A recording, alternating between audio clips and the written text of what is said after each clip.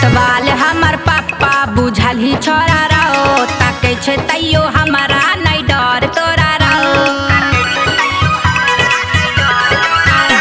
कोतवाल हमर पापा बुझल ही छोरा रहो, ताके छे तैयो हमारा नहीं डर तोरा रहो।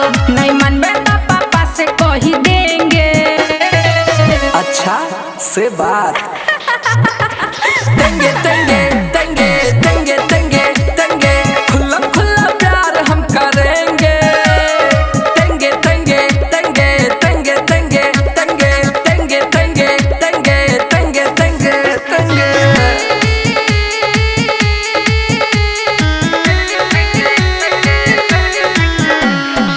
अभी आप सुन रहे हैं जय श्री कैसेट कंपनी की प्रस्तुति। मवाली तू छोरा टपोरी लगते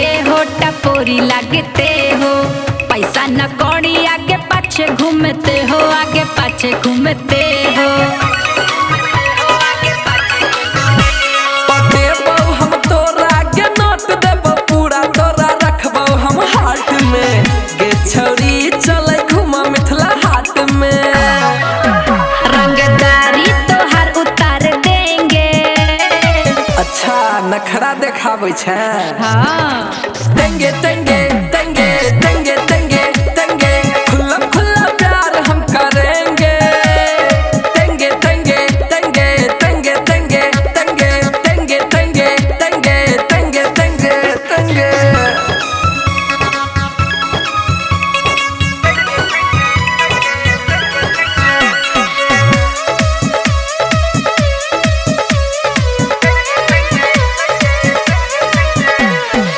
खेलबे अंगार से तो हाथ जरे जेतो रे, हाथ जरे जेतो।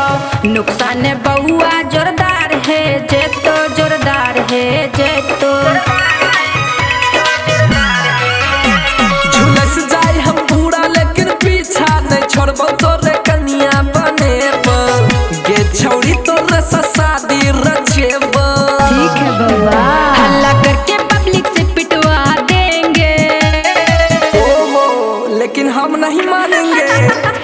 देंगे देंगे देंगे देंगे देंगे देंगे, खुला खुला प्यार हम करेंगे।